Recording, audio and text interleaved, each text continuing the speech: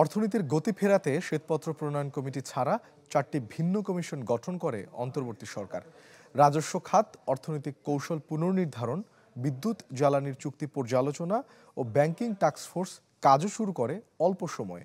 বিশ্লেষকরা মনে করেন 2024-এর সংস্কারমুখী এসব পদক্ষেপ অর্থনীতিকে টেকসই করতে রাখবে উল্লেখযোগ্য ভূমিকা।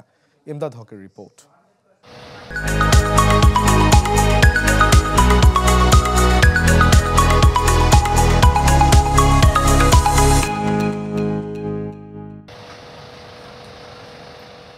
বহু আশা আকাঙ্ক্ষার এই বাংলাদেশ এখন জর্জরিত নানামুখী সংকটে। 1.5 দশকের স্বৈরাচারী আচরণ আর তথাকথিত উন্নয়নের গল্প পেছনে ঠেলে দিয়েছে অর্থনৈতিক বাস্তবতাকে। আওয়ামী সরকারের পতনের মূলে যে অর্থনীতির পুঞ্জীভূত সংকট তা পরিষ্কার হতে থাকে অন্তর্বর্তী সরকার দায়িত্ব নেওয়ার পর। উচ্চ মূল্যস্ফীতি বলি, ব্যাংকিং খাতের অব্যবস্থাপনা বলি, আমাদের শেয়ার মার্কেটে আমাদের যে পুঁজি গ্রহণ করে যে বিনিয়োগ করার যে প্রয়োজনীয়তা ছিল সেটা দৃষ্টিভঙ্গি থেকে বলি, এগুলা তো অনেক সমস্যা রয়ে গেছে। সবটা মিলিয়ে যে অর্থনীতি আমরা 2024-এ পেয়েছি সেটা একটা বিপর্যস্ত অবস্থায় আছে। আলোচিত অর্থনৈতিক শ্বেতপত্রে যা উঠে আসে আরও বিস্তৃত পরিসরে। অর্থনীতির গতি ফেরাতে 4টি ভিন্ন কমিশনও গঠন করে অন্তর্বর্তী সরকার। রাজস্ব খাত, অর্থনৈতিক কৌশল পুনর্নির্ধারণ, বিদ্যুৎ জ্বালানির চুক্তি পর্যালোচনা ও ব্যাংকিং টাস্কফোর্স কাজও শুরু করে অল্প সময়ে। এছাড়া প্রবৃদ্ধির গতি ফেরাতে সহজ করা হয় আমদানি প্রক্রিয়া।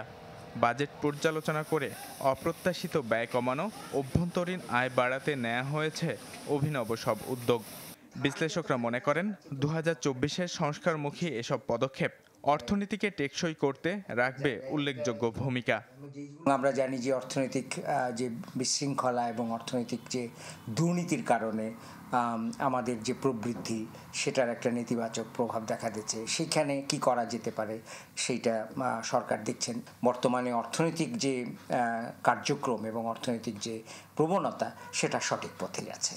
প্রশ্নটা থাকবে হলো যে এগুলো বাস্তবায়ন কিভাবে করা, এবং সেই বাস্তবায়নগুলো কিন্তু কিছু হয়তো হবে হলো স্বল্পমেয়াদী, কিন্তু বেশিরভাগই হবে হলো মধ্যমেয়াদী, এবং সেটা অনেকটাই নির্ভর করবে পরবর্তী নির্বাচিত সরকার যেটা আসবে তারা এটাকে কতটুকু ওন করবেন, কতটুকু তারা এটা বাস্তবায়ন করবেন।